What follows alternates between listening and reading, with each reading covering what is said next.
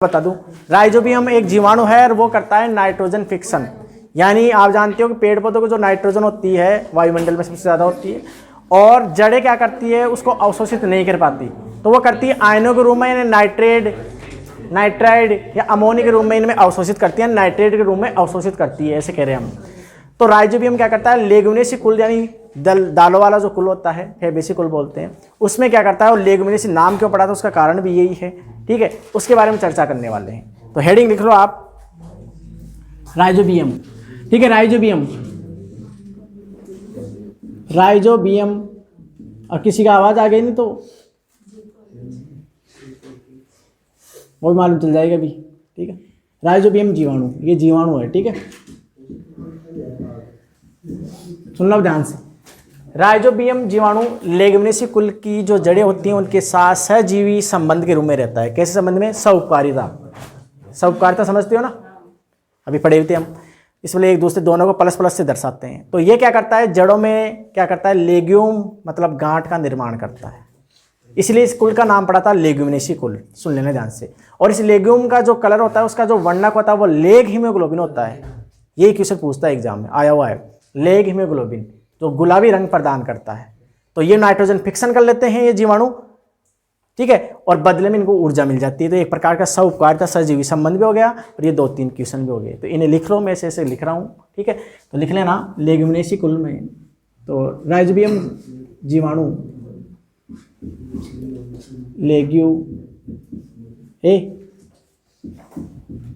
Leguminosae कुल को दूसरा नाम क्या है,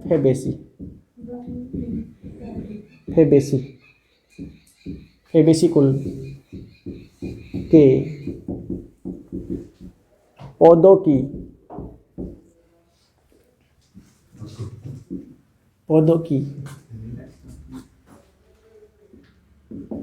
जड़ों में लेग्यूम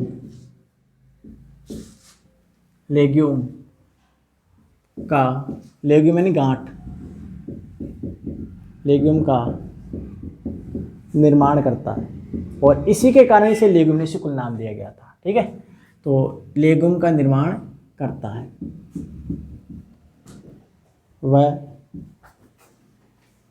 नाइट्रोजन फिक्सन करता है, यानी नाइट्रोजन स्थिरीकरण। ठीक है, इसे बोलते हैं नाइट्रोजन फिक्सन।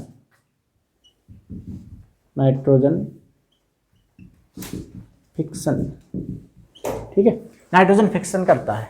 ठीक है, तो ये जो गांठ होता है ना, इसमें लेग हीमोग्लोबिन वर्णक होता है, जिसे गुलाबी रंग प्रदान करता है। अब ये क्वेश्चन पूछता है, तो ये क्या करता है, लेग्यूम जो होती है ना, लेग्यूम, इसमें जो वर्णक यानी ये जो स्रावित करते हैं उसका नाम है लेग्यूम में, यानी वर्णक उसका नाम है लेग हीमोग्लोबिन।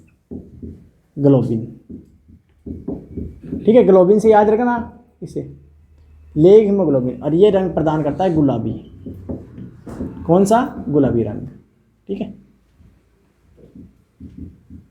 तो आपसे क्वेश्चन यही पूछेगा, नाइट्रोजन फिक्सन कौन करता है लेगुमिनेसी कुल में, राइजोबियम, पहला क्वेश्चन। दूसरा क्वेश्चन, लेग हीमोग्लोबिन किससे संबंधित है, नाइट्रोजन फिक्सन से संबंधित है। ठीक है, ऐसे 2 ही क्वेश्चन यहाँ से पूछते और ज़्यादा कुछ नहीं है। ठीक है, समझ आ गया ना आपको। इसके अलावा एक फ्रेंकिया जीवाणु है जो एलनेस के पादे में नाइट्रोजन फिक्सन करता है। ठीक है, तो लिख लेना इसे भी। ऐसे खूब सारे है ना, थोड़े जीवाणुओं के बारे में रह गया था, ये चैप्टर के लास्ट में लिख रखा है ना। तो फ्रेंकिया जीवाणु ये क्या करता है, एलनस पादम में एक बार ये जो आप लिखे हो ना, ये राइजोबियम, ये कौन सा संबंध है, ये भी पूछ लेता है कई बार। सहजीवी को सह-उपकारिता बोलते हैं, प्लस प्लस से दर्शाते हैं। ठीक है, तो एलनस पादम में N2 फिक्सन करता है, तो ऐसे भी उठा के दे देता है। ठीक है, कौन करता है? ठीक है, N फिक्सन करता है।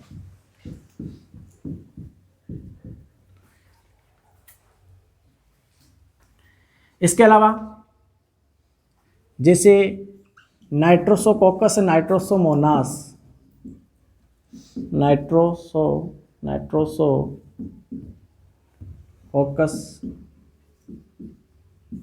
और नाइट्रोसोमोनास ये जीवाणु क्या करते हैं, जो अमोनिया होती है उसको नाइट्राइड में बदलते हैं। जीवाणु अमोनिया को या अमोनियम, है ना, या अमोनियम को बोल सकते हैं एक प्रकार से, इन्हें किस में बदलते हैं, नाइट्राइड। कौन सा नहीं है, है ना, नाइट्राइड NO2 में बदलते हैं। ठीक है। इसके अलावा एक नाइट्रोबैक्टर आता है, वो इस नाइट्राइड को नाइट्रेट में बदल देता है, क्योंकि जड़ें क्या करती हैं, नाइट्रेट को अवशोषित करती है। ठीक है, याद रखना है। तो नाइट्रोबैक्टर जीवाणु नाइट्राइड, यानी ऐसे शॉर्ट में लिख देता हूँ मैं, NO2 माइनस को किस में कन्वर्ट कर देता है, NO3 में बदल देता है। ठीक है, ध्यान से। तो ये है, तो डरा दिया रे। तो ये कुछ रह गया था ना। इसके अलावा अभी जैसे पर्णहरित पढ़ाएंगे, जब बता दूंगा मैं। ठीक है, आप जानते हो जो पर्णहरित होता है उसमें मुख्य जो तत्व होता है, केंद्रीय तत्व, वो मैग्नीशियम होता है। ये भी पूछ लेता है, तो एक लिख लेना एक बार, ऐसे आएगा ये टॉपिक तो अभी वापस। ठीक है, तो पर्णहरित में